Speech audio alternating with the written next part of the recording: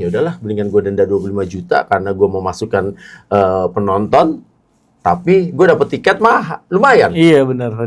Karena gue yakin banget, ini penontonnya Arema pasti datang juga ke GBK gitu loh. Dan sebenarnya kan ini kesempatan juga ya bagi kedua tim untuk bermain terbuka nih, karena dua tim yang tidak mengenal apa gitu bertahan. Termasuk Arema. Kita lebih senang kayak ini karena ya pragmatis saja. Kita dapat duitnya dari kedatangan supporter. Kalau bukan big match, Benteng Viola juga tidak selalu memenuhi kan. Jadi memang laga-laga big match ini diharapkan untuk tim justru membuat sirkulasi keuangannya ini meningkat gitu. Ya, kelebihan dari Ramadan Sananta yang tidak dipunyai sama striker-striker saat ini, ya termasuk Malik ya. Ya. Itu adalah killer instingnya. Iya, benar, setuju. Ramadan Sananta, kita ngomong di sini tiba-tiba kan dirumorkan. Yang berikutnya apa? Kita bilang Jordi Amat jadi gelandang bertahan. Dan itu dipakai dan akhirnya sukses. Gue ngobrol sama Jordi. Jordi bilang, wah, Cenayang from Cicadas akhirnya memprediksi.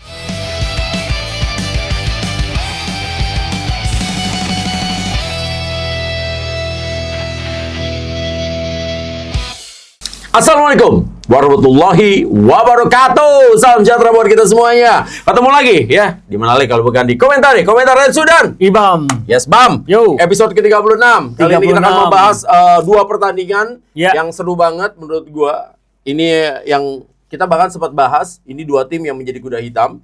Dan akhirnya bertemu sekarang di pekan ke-20. Bali United menghadapi Persebaya Surabaya.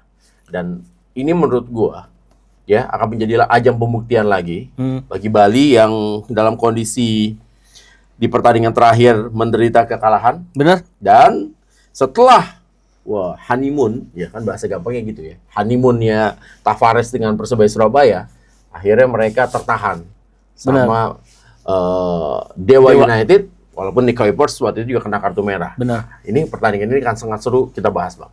Ya, ini bakal jadi salah satu laga yang wajib ditonton di pekan kali ini. Ya. Dua-duanya sudah kena hantam realita ya. Karena honeymoon periodnya udah mulai terkikis. Ya. Kita tahu bahwa Persebaya memang belum terkalahkan sejauh ini semenjak peralihan tongkat estafet ya dari asisten ataupun dari caretaker ke Bernardo Tavares, tapi memang dengan kegagalan menang menghadapi Dewa ketika Kuipers melakukan pelanggaran ada kartu merah. Betul.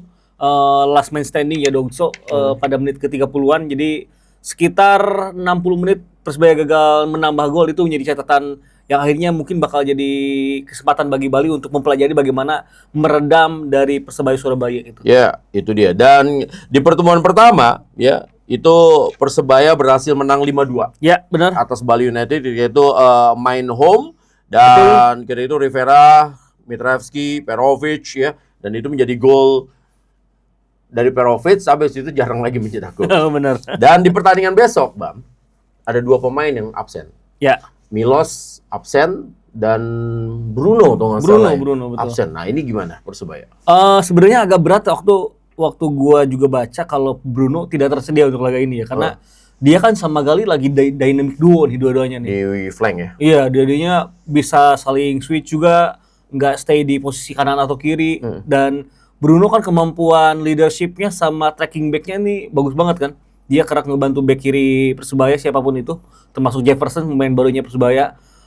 Dan gak adanya Bruno, gue rasa bakal cukup mempengaruhi sisi kreativitas yang menurun dari Persebaya Surabaya nanti gitu. Jadi serangannya akan kemungkinan banyak bertumpu di Gali, dan mungkin dengan tidak adanya Bruno, ya ada kemungkinan Malik Rizaldi bakal digeser langsung nih. Jadi sayap lagi, balik lagi dia. Flank, ya, dia balik lagi ke posisi sayap ya. Benar. Nah, sementara gini Bam, jadi di pertandingan yang terakhir itu adalah kita bisa melihat ya bahwa memang ternyata banyak celah-celah juga yang terjadi di Persebaya Surabaya, bahwa mereka masih bisa juga tertembus karena proses terjadinya gol itu kan jarang-jarang tuh. Iya, benar. Hernando nggak lengket juga gitu kan, karena dia berusaha meninju bola, ternyata yang dia tinju boleh jatuh ke Theo.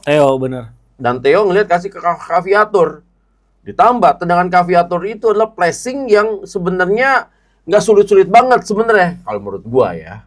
Dan hari itu yang kita tahu biasa Hernando tuh lengket banget, nggak lengket. Mungkin ada momen di mana kita bisa menilai bahwa di momen itu Hernando konsentrasi belum terbangun. Tapi di saat tim yang sedang ingin masuk ke 4 besar, tentu kesalahan seperti itu akan sangat berdampak dan kebukti di Liga kemarin. Karena bener kata lu, harusnya sih bola seperti itu nggak kebobolan ya. Apalagi kita tahu Hernando grafiknya lagi naik nih. Tiba-tiba drop di momen yang nggak tepat ini bakal cukup 4 pertandingan sebelumnya clean sheet ya. Clean sheet betul, dan save-nya banyak gitu. Bukan berarti Persebaya tanpa ancaman, artinya Persebaya pun di laga-laga sebelumnya cukup kena ancaman, tapi Hernando lagi optimal. Nah di laga kemarin gue khawatirkan dengan apa yang terjadi kemarin ini mempengaruhi rasa percaya diri para pemain yang ada di lini pertahanan, di back khususnya gitu. Berarti di situ posisi Lelis sama Ricky Mitrevski gitu segala macam. Nah, itu berdampak nggak menurut lo? Cukup berdampak, tapi tinggal bagaimana sekarang Persebaya kan punya Mitrevski ya. Ini pemain yang know-how untuk mengangkat moral dan mental bertanding rekan-rekannya. Sebagai pemain senior, gue rasa perannya ini saatnya ini dibutuhin sama Persebaya Surabaya. Apalagi untuk bisa mengangkat kembali mental dari Hernando, karena gua rasa Hernando sama Andika masih agak jauh, meskipun Andika bukan back kiper yang jelek, tapi saat ini pilihan terbaik tetap Hernando untuk berada di bawah besar gawang.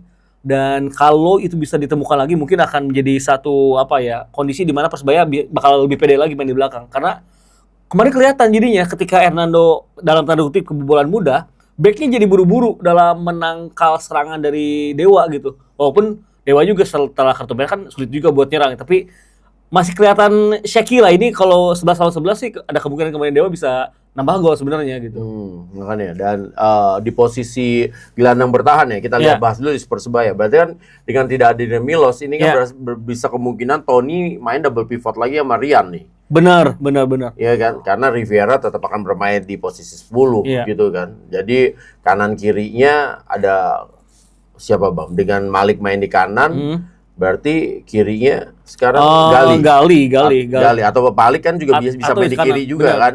Gali tetap di kanan dan depannya berarti akan masang Paraiba dari awal. Harusnya sih Paraiba. Apalagi dengan gol yang dia cetak ya ketika 2 pekan lalu lawan PSM itu harusnya harusnya itu jadi kesempatan bagi Paraiba untuk langsung jadi starter. Terus, apalagi sorry gue potong. Kenapa menurut lo di pertandingan terakhir kemarin dia nggak starter, Bang? Kayaknya ini sih lebih ke ngelihat barisan pertahanan Dewa sih. Kan Dewa kemarin Kuiper sama Fatahari. Sama Wahyu Pras juga. Mungkin ngerasa itu bukan challenge yang tepat untuk masa langsung Paraiba gitu. Paraiba kan secara postur emang posturnya agak tinggi, tapi body balance-nya ini waktu lawan PSM juga nggak selalu menang gitu. Nah, coba untuk mengakali dengan striker yang lebih fluid, makanya Malik Rizaldi yang lagi yang dipilih ya untuk menjadi pemain terdepan. Tapi pada akhirnya memang ngebuat sebenarnya banyak momen jadi agak kurang pas aja gitu. Karena harusnya ya ini momen tepat untuk mainin Paraiba sejak awal, karena nggak ada pilihan lagi. Siapa coba? Paling opsi yang paling memungkinkan lagi adalah mempertebal lini tengah dan menggeser Rivera ke area flank, karena sebagai attacking midfield Rivera juga bisa menyamping gitu. Atau mungkin Matos akan main sebagai starter karena Matos kan bisa main di posisi gelandang juga. Benar. Dan posisi strikernya tetap Malik. Berarti Galih main ya, ini gua nggak tahu nih Rivera digeser ke kiri atau Matos yang akan bermain di posisi kirinya gitu loh. Kalau gua ngelihat dari kiprah Tavares di PSM Makassar, memang Tavares ini senang striker nomor 9-nya itu yang tidak stay di depan sih. Makanya saya juga gue juga nggak kaget kalau nanti Malik kembali menjadi pilihan di nomor 9 gitu. Nah, sementara gini Bang, di beberapa episode yang lalu lo kan sempat bahas, wah alangkah baiknya ya Tavares kembali CLBK, cinta lama bersemi kembali dengan Ramadan Sananta yang di DPRM. Ya bukan berarti itu klub jelek gitu loh, tapi ya mendingan main di Persebaya lah. Bener. Ternyata itu didengar sama manajemennya Persebaya, Bab. Dan sekarang nih ada rumor-rumor nih. Ya, dengan ini tayang kan masih ada beberapa jam dengan deadline. Iya, benar. Jangan-jangan Ramadan Sananta datang nih. Ya kan? Karena mendengar Ibam Cenayang from Cicadas ngomong gitu kan, dikata Rensu di komentari. Wah, masukkan Ibam gratis nih. Bagus juga dong. Iya dong, daripada lu nyewa konsultan. Konsultan tuh mahal 2 digit ya, 2 digit ya. Mahal lah, semua segala macam. Apalagi konsultannya ada depannya R, belakangnya S gitu. Terbaik. Lebih mahal lagi. Nah, akhirnya wah ini gratis kan, dikasih saran. Bener. kalau sampai benar-benar datang Bang, wah gila Bang. Gue juga kaget episode yang kita bahas Persebaya full itu ternyata rame. Dan akhirnya sekarang rumor nih. Ada beberapa temen yang langsung nge-DM, Bang ini lagi di apa ya, lagi di kampanye kan, lagi dihitung-hitung lah. Lagi diramein sama Bonek untuk bisa didengar sama manajemen, dan ya Gayung Bersambut emang saat ini kan butuh pemain lokal yang lebih siap tempur untuk jadi striker gitu. Karena kan kemarin siapa, Rifki Dwi ya, untuk Super League mungkin belum lah ya.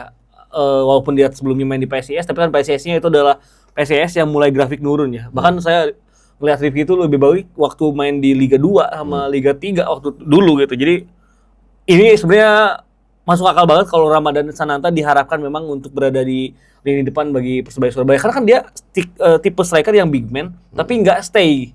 Dia tuh adalah pemain yang bisa ngelebar juga gitu. Dalam arti pergerakannya bisa saling mengisi dengan pemain lain. Satu hal, ya kelebihan dari Ramadan Sananta yang tidak dipunyai sama striker-striker saat ini, ya termasuk Malik ya. Yeah. Itu adalah killer instingnya. Iya benar, setuju. Bola yang kadang-kadang tuh ini nggak disuting sama orang lain, sama dia disuting dan gol. Bener.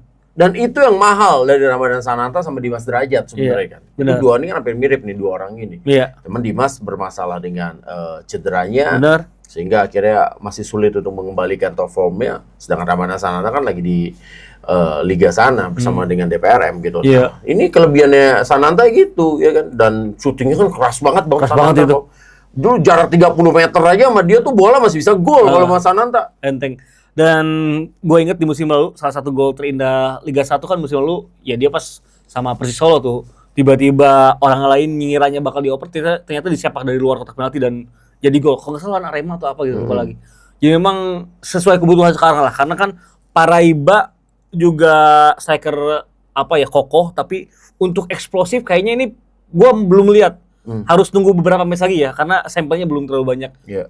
Artinya kalau ada striker seperti Sananta yang eksplosif dengan bola, tapi juga kuat nahan bola, bisa hold up play, bisa fluid gitu. Dan lokal lagi. Iya, lokal ini bisa saling melengkapi dengan komposisi yang ada gitu. Nah, sementara Perovic itu masih ada nggak sih Bang? Perovic kayak out ya?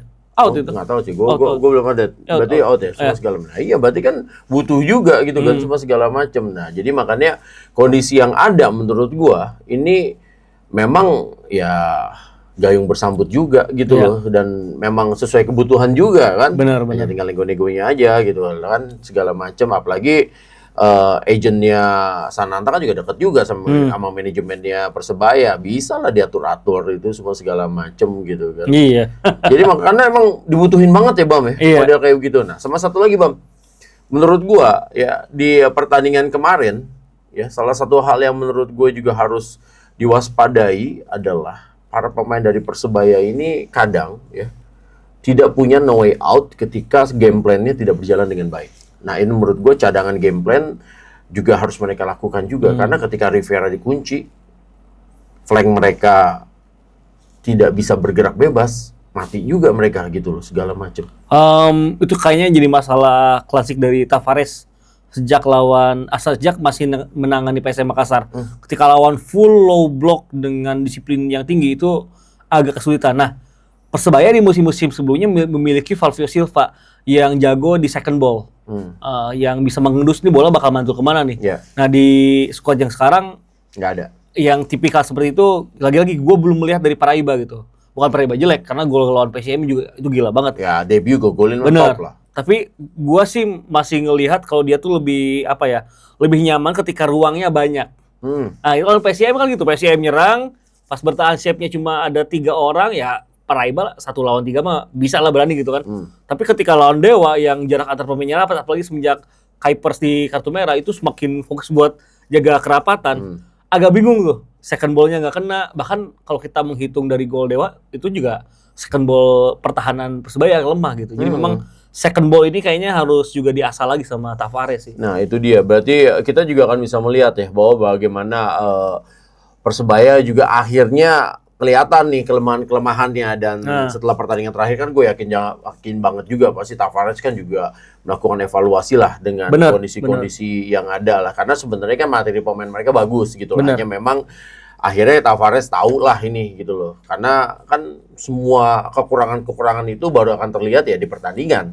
Dan kemarin itu benar-benar menurut gua itu pelajaran berharga banget lah bagi Tavares yang secara langsung lihat kelemahan-kelemahannya dari Persebaya. Selain faktor-faktor yang tadi, kalau menurut lo lagi Bang, apa aja yang harus diperbaiki dari Persebaya Surabaya menurut lo nih? Selain tadi juga. Posisi bek kanan Catur? Sebenarnya kalau Catur ya tipikal fullback dari Jawa Timur yang memang agresif gitu. Kalau buat gue sih no issue ya. Cuman emang untuk kombinasi play dia powernya dapat, tapi apa ya, ketenangan temponya, timingnya itu kadang Masih gerasa masih terburu-buru gitu.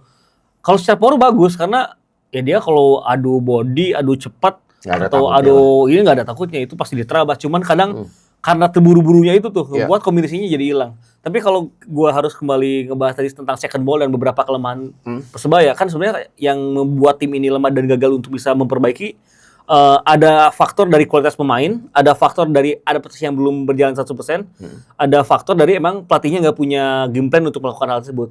Nah ini dua faktornya udah bisa dipatahkan. Pemain-pemain Persebaya gua rasa semuanya paham apa yang harus dilakukan. Yeah. Tapi mungkin masalahnya ada di adaptasinya. Tavares secara ofisial baru 3 pertandingan mungkin ya menangani tim, jadi memang belum benar-benar pemain tuh paham apa yang diinginkan oleh Tavares. Oke.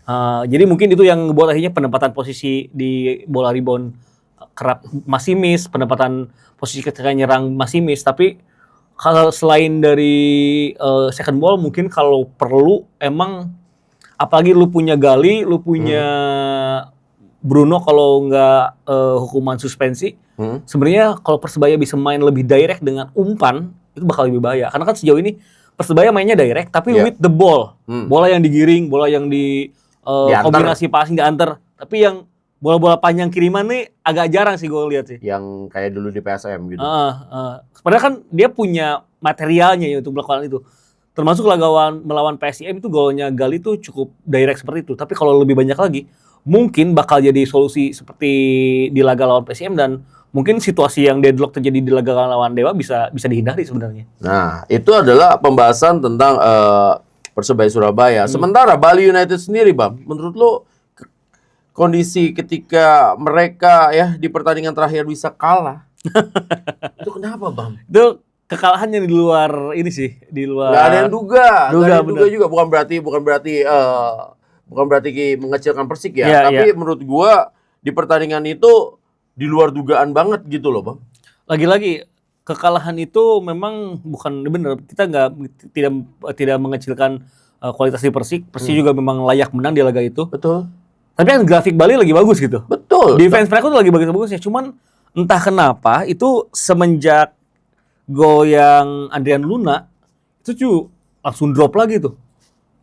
Sempat bahkan cetak gol duluan karena Hamra gol bunuh diri.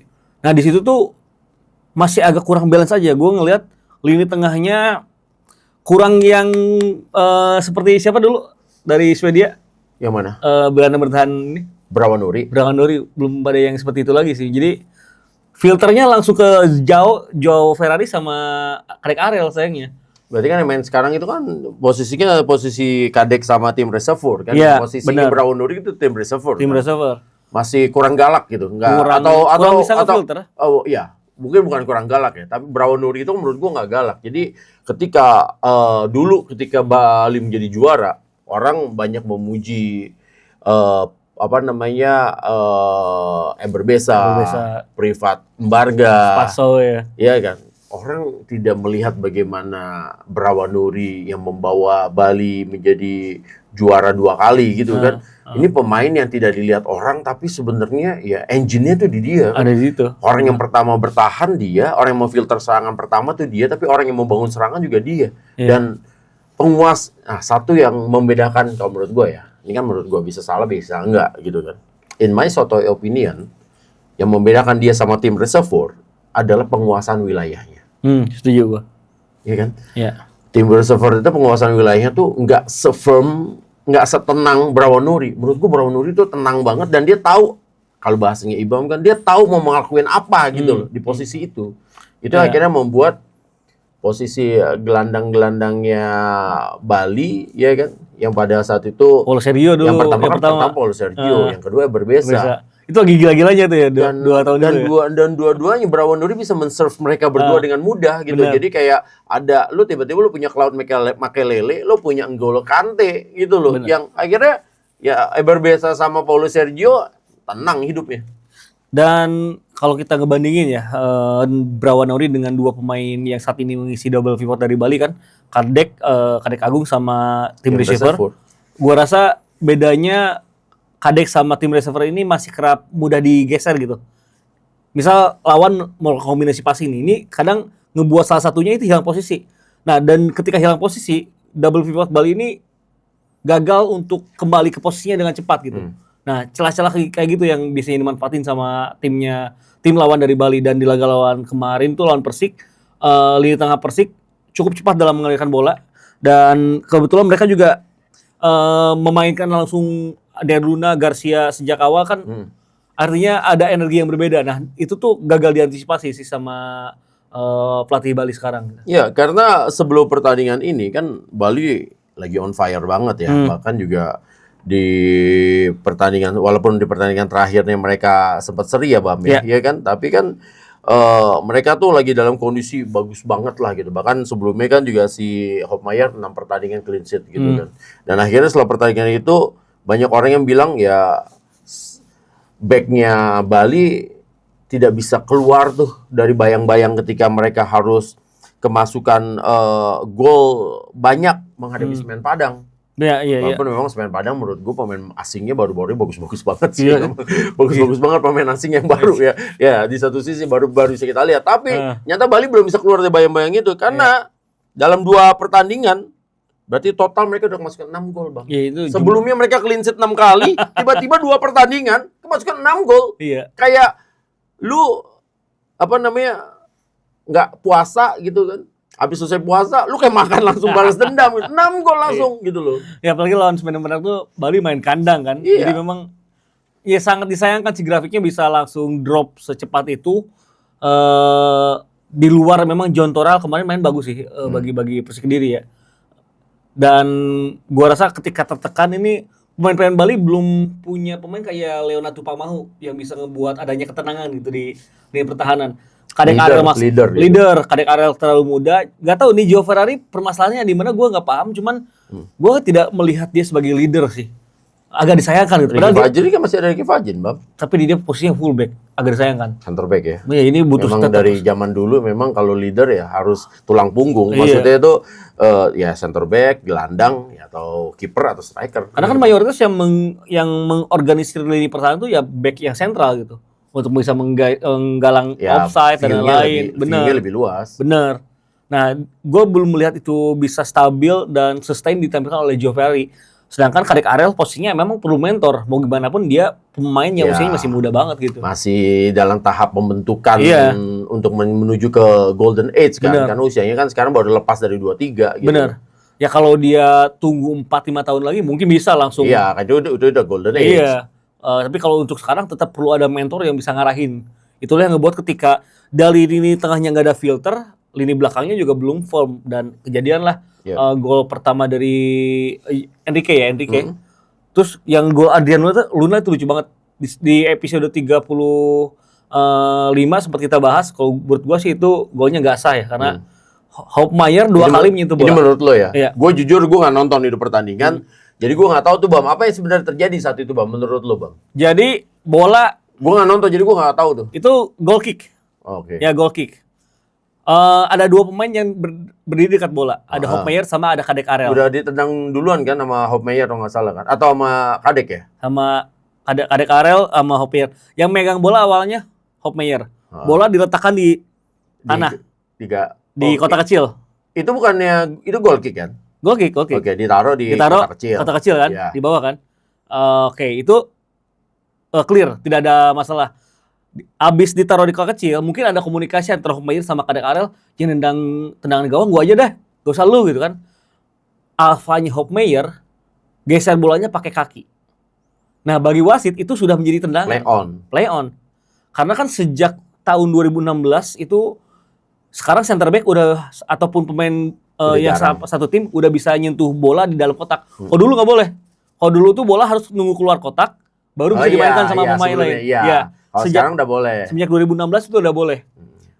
Nah, jadi ketika bola dari Hofmeier didorong ke arah Kadek Arel. Itu padahal sebenarnya mau geser doang gitu loh. Tadinya mau ganti penendang. Iya. Alhamdulillah. Jadi itu apa namanya? Mau geser doang. Ternyata tiba-tiba itu dianggapnya adalah sudah menendang goal kick. Sudah play on sama wasit. Oke. Cuman wasit di lapangan dan wasit VAR, gua nggak mau ngejudge, tapi point of view-nya agak kurang banyak sih. Karena harusnya kalau kita lebih detail lagi, itu ada sentuhan kedua dari kaki Hofmeier sebelum bola diambil sama John Toral. Nah, di sentuhan kedua itulah yang harusnya menjadi indirect free kick ataupun tendangan bebas tidak langsung bagi Persik Kediri. Di dalam kotak itu. Di dalam kotak, di garis biasanya ditarik mundur ke garis. Harusnya di situ. Jadi minimal Bali nggak langsung kebobolan 2 gol gitu.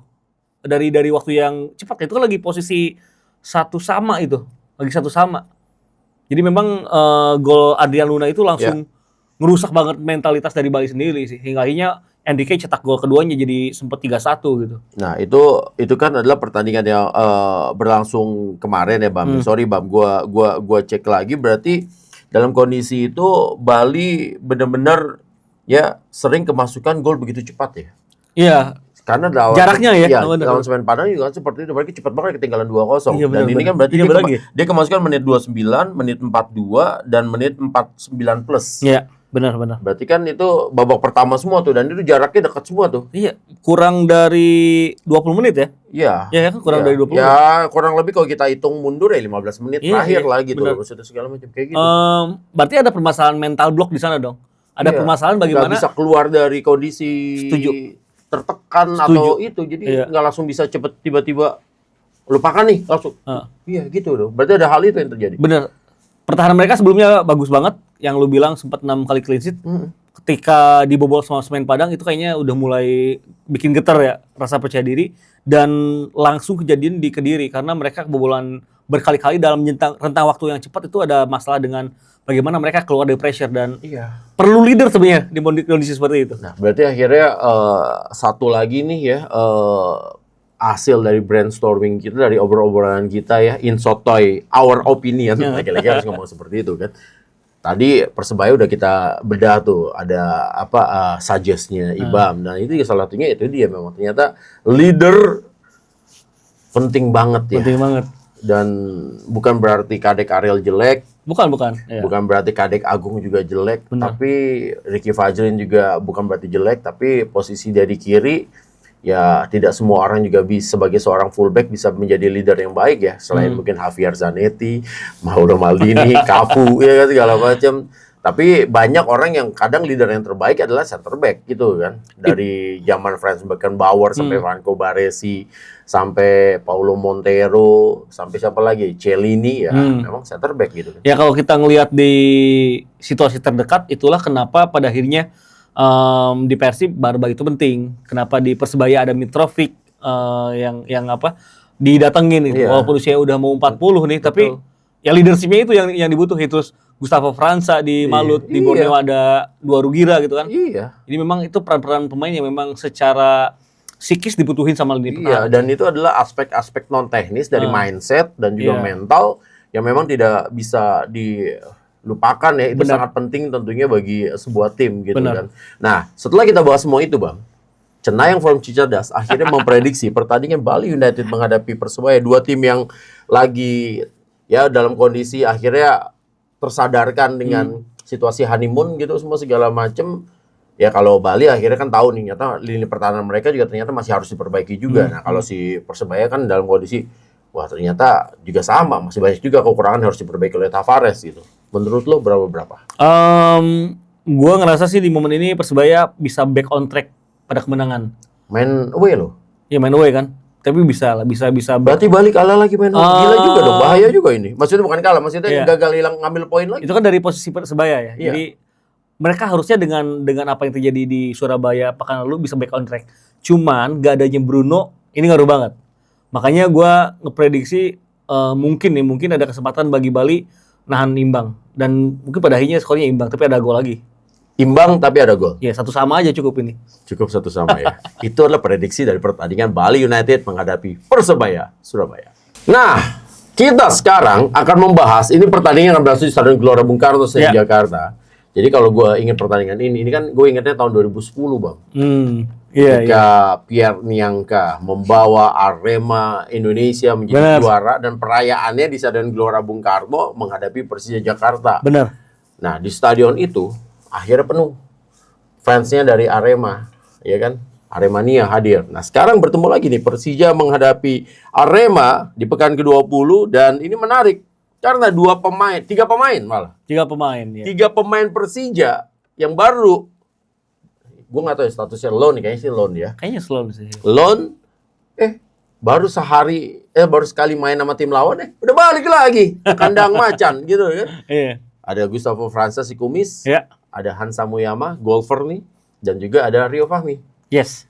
Tiba-tiba ketemu lagi sama Persija. Dan ini pertandingan ini menjadi sangat seru banget, Bam. Karena, ya seperti tadi gue bilang gitu kan, ini pasti akan berbagi tribun. Ya. Antara The Jack dan juga Aremania. Sama kayak kasus kemarin, The Jack sama Benteng Viola. Jadi kalau menurut gue, ya memang situasi larangan away days ini, ya, ini larangan yang menurut gue, ya sudah sulit juga untuk diteruskan gitu loh, karena memang ya aturannya tidak ada, tapi sekarang tanpa menutup mata udah WD juga udah dilakukan sama fans-fans orang. Terus Panpel akhirnya ngambil kesimpulan, ya udahlah mendingan gue denda 25 juta karena gue mau masukkan penonton, tapi gue dapet tiket lumayan. Iya, benar. Ya, kayak kasus misalnya kemarin tuh Persita sama Persija. Ya. Kan fansnya Persita juga sempat komplain, kok yang dapat away banyak ya. Kan ketika away 9.000 lah anggaplah misalnya ya, stadion Indomil.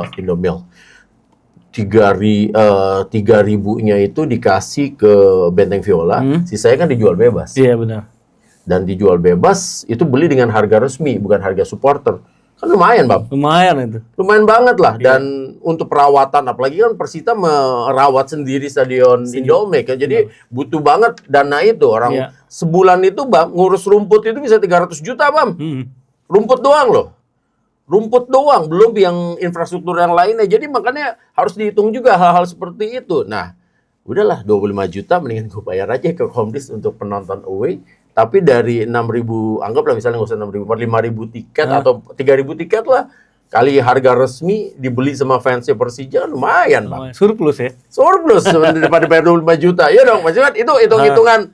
Sorry nih, ini out of the box yang ada di pikiran gua gitu loh, kayak gitu. Ini sebelum kita bahas pertandingan Persija lawan Arema ya, mungkin kita sedikit bahas juga bagaimana away supporter ini harusnya seperti apa nih ke depannya. Karena gue langsung berbincang dengan salah satu tim media dari Persita di musim lalu pada Liga 1 2024-2025. Saat itu 2 pekan terakhir Persib tandang ke Tangerang, main 2-2, tapi kedua supporter kembali duduk di satu tribun yang sama, full capacity, benar-benar penuh tuh Indomilk Arena. Dan respon dari salah satu yang gue ajak ngobrol dari manajemen Persita, kita lebih senang kayak ini karena ya pragmatis aja, kita dapat duitnya dari kedatangan supporter. Kalau bukan big match, Benteng Viola juga tidak selalu memenuhi kan. Jadi memang laga-laga big match ini diharapkan untuk tim justru membuat sirkulasi keuangannya ini meningkat gitu, dan kebukti gitu. Meskipun memang ada denda, tapi kan cuan yang didapatkan bisa 2-3 kali lipat. Betul. Makanya gue berusaha untuk memposisikan diri gue sebagai Panpel, ya mendingan begitu semua segala macam. Dan yang lu bilang bener banget, karena kan itu pemeliharaan stadion itu gak cuma rumput, tribun, itu kan, terus sistem keamanan, bahkan membayar petugas kebersihannya juga itu kan perlu digaji. Iya, itu yang gue bilang. Jadi ya ini merawat, karena gue tuh bergaul sama tukang rumput, Bang. Gue tahu banget ngerawat rumput itu susahnya setengah mati ya. Ngerawatnya, ngebangunnya itu lama dan susah, penuh dengan telaten, tapi rusaknya sehari bisa langsung rusak. Bisa cepet ya? Sehari aja, itu bisa langsung rusak. Ditambah lagi, tiba-tiba ada jamur, nggak lo cepet, lo rapihin, nggak habis itu lo nggak ngasih NPK yang bagus, Jadi kalau di ilmu rumput ada namanya NPK. Itu lu langsung rusak dan sebulan itu minimal. Ini gue udah bilang minimal.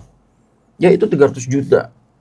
Itu minimal. Kalau mau bener-bener bagus banget perawatan rumput ya bisa dipakai terus untuk kelas pertandingan internasional ataupun juga untuk Liga 1 lah minimal. Itu 500 jutaan Bang sebulan. Asli. Untuk merawat rumput doang.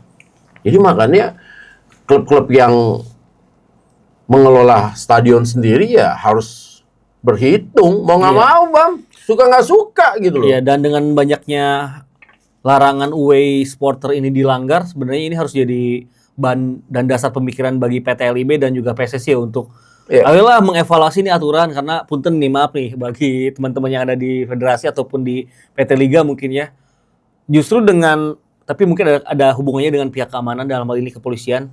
Kita kan nggak tahu gitu bagaimana komunikasi antara tiga pihak ini. Tapi kalau dari sudut pandang gue, jadi akhirnya gue melihat kalau kalian mah emang malas kerja keras aja gitu. Ini maaf nih karena enggak. Tapi menurut gue ini bener Bang, karena ya kita bicara soal kita ngomong di Inggris. Iya. Ya dong. Ya Inggris itu nggak ada perbedaan. Setuju. Antara penonton konser, penonton sepak bola, atau penonton apapun juga, lu berbuat kriminal, lu ditangkap selesai. Jangan kalau di sini kan nggak, penonton sepak bola itu dianggapnya ya penonton sepak bola. Bener. Beda kan, hukumnya hukum sepak bola. Ya menurut gua nggak bisa Bang. Harusnya hukum. Ya hukumnya hukum yang ada. Hukum yang ada ya. Gini deh, jangan mungkin Inggris kalau kejauhan mungkin contohnya ini Asia Tenggara aja nih. Gua tahun lalu ke Thailand juga kan. Dari kedatangannya aja kita ditentukan. Karena misal kepolisian Thailand sudah memprediksi tim tuan rumah supporternya akan ada 1.000 misal. Mereka akan datang di jam segini. Atau mereka memiliki keleluasan untuk mendatangkan supporternya lebih durasi waktunya lebih panjang. Nah kita yang sebagai supporter away itu harus diatur. Kedatangannya maksimal jam segini, minimal jam segini. Durasinya misal 2 jam. Lebih dari itu supporter nggak boleh masuk. Itu kan udah kepisah tuh. Kepolisian bisa ngamanin jalurnya sendiri. Waktunya juga efektif untuk diamanin. Terus dijagain. Nggak bisa bentrok jadinya karena kita nggak langsung papasan dengan jumlah besar. Baru ketemu tuh di kantin. Ya di kantin mah kita fokus makan dong, bukan berantem gitu kan. Jadi udah dipikirin seperti itu. Nah terus setelah pertandingan juga benar-benar dijagain. Fans tim kandang dulu yang boleh keluar stadion, kitanya ditahan tuh setengah jam gitu. Udah setengah jam kita tuh diarahin langsung ke kendaraan masing-masing. Nah, berarti kan intinya aparat keamanannya memang tugasnya memang ya harus ekstra ketika pertandingan-pertandingan yang punya potensi penontonnya kelas, ya kan? Ya memang harus bekerja lebih ekstra, ya kan? Itu aja kan? Ya, ini bukan berarti juga aparat keamanan tidak bekerja ya di sini ya, bukan. Ini juga bukan berarti seperti itu. Berarti memang harus lebih. Harus lebih ya, karena memang itu tugasnya gitu loh. Karena kan pihak dari panitia pelaksana kan juga sudah mengeluarkan biaya untuk keamanan itu kan, semua segala macam hal seperti itu. Karena kan nggak mungkin juga Bang, tiba-tiba lo pertandingan antara Manchester United menghadapi Manchester City yang panas, tiba-tiba ada larangan away days. Apabila main di Old Trafford, tiba-tiba penontonnya City nggak boleh datang. Begitu juga sebaliknya. Ketika main di Manchester City, penonton Manchester United nggak boleh, kan nggak bisa juga. Karena ini bisnis. Itu yang tadi kita bilang. Bener. Hitungannya kemana? Ya ke tadi itu, ke soal tiket. Lumayan banget ya. Ini kita berhubungan lagi ke soal Persija sama Arema. Karena gue yakin banget, ini penontonnya Arema pasti datang juga ke GBK gitu loh. Dan sebenarnya kan ini kesempatan juga ya bagi kedua tim untuk bermain terbuka nih, karena dua tim yang tidak mengenal apa gitu bertahan. Termasuk Arema. Ya, jadi gigi, kalau gue ngomongnya gigi mundurnya udah dicabut. Jadi udah maju terus aja, udah gak ada mundur ya gitu loh. Benar. Meskipun secara hasil atas lapangan memang Persija jauh lebih stabil. Itu Arema yang tidak mereka miliki. Tapi tentunya kemenangan penting melawan Persijap kemarin juga ngebuat Arema kan coba untuk kembali set itu dengan pemain-pemain barunya, dan ternyata bisa langsung cuni tuh pemain baru yang masuk. Hansamu main, ya kan? Dapat ban kapten, terus ngegolin. Rio Fahmi datang main, ngasih assist. Shooting langsung ya. Langsung assist. Hansamu di Persija aja udah berapa lama nggak ngegolin. Tiba-tiba situ. Jadi memang jangan-jangan ada jodohnya juga, memang kan ada jodoh-jodohan juga. Jadi memang menurut gue juga Arema juga nggak bisa dianggap remeh juga di pertandingan ini. Sementara ada satu lagi Bam, untuk soal Persija lawan Arema, ya. inilah gunanya komentari. Mau tahu nggak apa? Apa tuh? Karena komentari selalu memberikan suggest atau juga pemikiran-pemikiran dari seorang cenayang seperti Ibam ataupun juga seorang host paling beruntung sedunia ini secara gratis tanpa diminta, tapi itu berguna banget. Salah satunya apa? Tadi kan udah kita bilang soal Ramadan Sananta, kita ngomong di sini tiba-tiba kan dirumorkan. Yang berikutnya apa? Kita bilang Jordi Amat jadi gelandang bertahan. Dan itu dipakai dan akhirnya sukses. Gue ngobrol sama Jordi. Jordi bilang, wah, I've changed the position. I'm now defensive midfielder and I'm enjoying to play in this position. Semenjak dan cocok, works gitu ya. Works. Dikala memang jadi kan kadang ya blessing in disguise juga kan. Benar. Kondisi-kondisi yang tidak menguntungkan, tapi kalau lo tidak menyerah dan otak lo berpikir malah jadi posisi yang bagus. Dan Jordi dipuji juga kan sama Mauricio Sousa. Asli. Karena memang menurut gua Jordi itu pemain pintar. Dan dia ketika bermain di posisi gelandang bertahan itu ketolong speednya yang sudah tidak seperti dulu ketika dia bermain di Rayo Vallecano. Ya, Rayo Vallecano ya. Ataupun di Swansea. Kayak Betis ya. Iya. Dia mungkin tidak sekencang dulu lagi, tapi positioningnya dia, reading the ball-nya dia, passing-passingnya dia. Sama kalau ketika dia lewat, kan belakang masih ada Thales. Benar. Yang memang sama Skriniar klop banget tuh. Ya, yang memang Thales mah udahlah ya. Emang orang tukang topin orang udah gitu loh. Emang tukang jagal ya. Kalau zaman dulu kan nyebutnya tukang jagal kan gitu. Sebenarnya ya gua nggak tahu. Dan komentari memberikan hal itu. Ada advice ya, ada advice sendiri.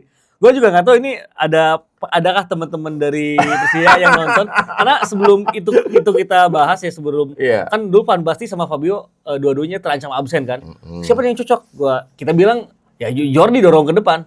Itu 2 pertandingan dipakai Jordi sebagai bertahan. Yang kedua ini dulu waktu masih bingung nih, apakah Jordi Amat Thales atau Ridho Jordi atau Ridho Thales. Kata kita kan bilangnya udah main aja bertiga belakang di belakang. Dan ternyata bagus main bertiga di belakang gitu. Makanya. Jadi memang ya enaknya itu ya, Persija punya banyak pemain dengan level IQ football yang bagus. Jadi ya udah Jordi mau dipasang sebagai wide center back, mau dipasang sebagai gelandang bertahan, sebagai halfback, dia udah paham cara memainkan tugasnya gitu. Iya, karena dari segi kemampuan teknis udah gak diraguin lagi, orang main di Eropa. Terus yang kedua, jam terbangnya juga udah sangat tinggi. Iya. Kelemahannya dia cuma karena termakan usia aja, udah itu doang gitu loh. Bener. Kalau kita tadi ngebahas Persebaya dan Bali yang sosok leadership-nya berbeda gitu. Persija justru punya 2 leadership dengan 2 archetype leadership yang berbeda. Jordi leadership as a teknis. Secara teknis dia yang ngatur nih. Yeah. Lu harus gerak ke sini. Nanti kalau gua passing sini lu harus gerak kemana? Bisa nge-remote lah dia di lapangan. Thales, dia leadership untuk spirit, untuk motivasi. Yang momen buang bola. Padahal pasti bola udah pasti kena dia kan, udah pasti. Yang gue bilang bolanya ke tempat ke lapangan parkir ya. Iya, semua orang udah ketawa ke lapangan parkir. Bola kan jauh juga dari pemain lawan kan. Cuma sapuannya tuh kayak genting banget. Itu kan gestur-gestur yang ngebuat yang ngebuat jadi pemain terbakar, lebih passionate gitu kan pemain-pemain di atas lapangan. Dan ya itu keberuntungan Persija punya 3 pemain yang di lini pertahanan semuanya bisa dan berani bicara. Ya, gua rasa sih ini harus waspada nih Persib Borneo dengan komposisi pemain Persija sekarang gila banget ini. Sama Aditya Warman Cruz ya, orang bilangnya kan Aditya Cruz alias Toni Kroos gitu kan. Bam, gua nggak nyangka, jadi jujur aja ya, gua nggak nyangka dia dimainin tiba-tiba di posisi 10 Bam. Karena kan itu yang tadi kita bilang kan. Gue tuh hanya berpikir dia akan dimainin di posisi 8, Bam. Iya, benar. Ya kan? Benar. Dengan Jordi Amat ditaruh di posisi 6, kita mungkin berpikir Aditya Warman ini ya yang baru berulang tahun nih kemarin. Oh, ulang tahun ya? Iya, selamat ulang tahun ya buat Adit. Ya, semoga makin sukses tentunya dan jangan cepat berpuas diri. Benar. Masih banyak tentu tantangan-tantangan yang harus dilewatin dan ditaklukkan. Nah, gue pikir dalam posisi 8 gitu kan. Terus di posisi 10-nya akan diisi oleh Witan atau Hanan atau apa segala macam. Tapi kan ternyata dia yang main di posisi 10. Gue lupa kemarin posisi 6-nya kan Jordi, posisi 8-nya siapa ya? Witan. Posisi 8-nya? Enggak, Witan kan enggak starter. Ini ya. Lupa gue segala macam. Gue juga lupa. Padahal gue yang siaran, tapi gue lupa itu deh karena udah kebanyakan pertandingan. Jadi kadang-kadang entar ya Bam ya. Iya, santai. Kita cek dulu di posisi Fabio udah main. Nah, Fabio main di posisi 8. Jordi di posisi 6 dan Adi Dewa main di posisi 10. Dan Adi Dewa main di posisi 10 tenang banget. Jadi kalau misalnya gue sering ngomong ya, pemain dengan memberikan efek jahe, itu bola yang key passes yang diberikan. Karena kan memang yang memberikan assist itu kan Alano untuk si Maxwell, top scorer sementara kan di Super League gitu ya. Tapi itu yang memulai serangan nih Aditya Warman dan itu dia ngasih bolanya efek jahe. Nah jadi kalau misalnya gue sering ngomong efek jahe, itu umpan efek jahe pakai kaki luar. Ya orang bilangnya trivela, tapi kalau gue ngomongin efek jahe. Dan itu umpannya kan membelah pertahanan lawan, jatuh ke Alano. Dan untuk anak seusia Aditya Warman, menurut gue sih di momen gol kedua Persija itu Aditya Warman itu baru sentuhan ketiga atau kedua gitu. Jadi dia baru nerima bola, putar badan langsung kasih umpan efek jahe tadi. Itu nandain kalau Aditya Warman memiliki kecepatan berpikir yang bagus ya. Jadi di saat garis pertahanan Persita, pengambilan keputusan juga bagus. Persita kan garis pertahanannya cukup bisa terjaga di area belakang ya. Cuman di gol kedua itu lagi naik tuh. Karena mereka lagi mengejar satu sama kan, coba untuk satu sama. Ternyata dikasih pasi kayak gitu. Dan Persija punya dua pemain yang sangat cepat dengan klimsi yang bagus. Ya udah kelar tuh Persita kemarin. Dan di gol pertama gua rasa ada kesalahan dari Rodriguez ya. Dari penjaga gawang Persita. Agak disayangkan sih kenapa tendangan Maxwell bisa diantisipasi tapi bola muntahnya ini agak tanggung ya. Jarang-jarang gitu Igor Rodriguez gitu, melakukan save yang agak tanggung kan, gitu. Sejago-jagonya kiper ada off day-nya juga memang gitu. Dan akhirnya itu di rebound kan. Di rebound sama Gustavo Almeida. Tapi yang gue lihat juga sih memang Persija kemarin kayaknya tahu juga nih kelemahan Persita ada di mana, karena kan selain tadi yang akhirnya terpancing garis pertahanan yang naik di babak kedua, ternyata ketika kemarin Bae Shin-yong sama Besa main bareng sama Javlon juga di tengah kan, itu jadi duanya Javlon sama Shin Bae-yong, marking dua pemain di double pivotnya emang kurang rapet sih ya. Jadi Maxwell punya space selebar itu buat syuting dari luar kotak penalti gitu. Dan kita tahu Maxwell kanan kiri syutingnya kencang juga itu. Makanya Igor juga ya nggak sepenuhnya Igor gitu. Tapi Persija juga pinter sih emang rotasi dari Mauricio Souza. Ketika pemain ini mulai keletihan gitu, Shane selain dikasih debut tapi juga waktu memasukkan Shane Patinama itu pas gitu. Jadi dia adaptasi tuh sekitar beberapa belas menit. Tapi Doni juga udah mulai agak Doni juga udah mulai kecapean di situ. Jadi memang ini bakal jadi modal bagus bagi Persija untuk menghadapi Arema nanti sih. Nah, itu dia. Jadi kan kalau kita mau bahas lebih lanjut gitu ya, Bam, ini kan nggak kelar-kelar, Bam. Tapi di pertandingan terakhir ini kan berarti kan udah 2 pertandingan Persija ya. Di 5 pertandingan terakhir, Bam. Itu Persija 4 kali clean sheet. Satu kali mereka gagal clean sheet hanya ketika mereka kalah dari Persib Bandung. Benar. Selebihnya ketika mereka menang mereka clean sheet juga. Berarti kan Eduardo nih, Edu ya, udah mulai paten lah di posisi kiper gitu kan. Dan lini pertahanan juga udah mulai ketemu nih, Thales, Rizky Ridho dan Jordi gitu kan. Apalagi kan Van Basten masih belum bisa main kayaknya besok ya gitu kan. Berarti kan masih ada kemungkinan Jordi akan main sebagai gelandang bertahan lagi. Sama Fabio lagi ya. Nah, ini menurut lo, Bam, berapa skor Persija menghadapi Arema? Karena ya itu tadi, Persija kan poinnya 41. Borneo, ya mumpung Borneo juga lagi ketemu lawan berat, Persib juga lagi ketemu lawan berat, ya ini kesempatan juga Persija buat mengambil kesempatan dalam kesempitan di situasi ini gitu loh. Kuncinya ada di lapangan tengah dari Arema nih. Kalau Arema lapangan tengahnya kayak Persita kemarin, itu bakal jadi makanan empuk bagi Persija. Karena selain clean sheet di 5 laga terakhir, 4 laga ketika menang itu Persija minimal cetak 2 gol ya. Jadi memang Persija juga lagi selain produktif tapi juga efisien gitu. Iya, dan Alea kan belum nyetak gol Aliadin. Iya. Aliadin kayaknya bakal tetap jadi dari bangku cadangan juga. Jangan lupa kan ada Mauro Zylstra.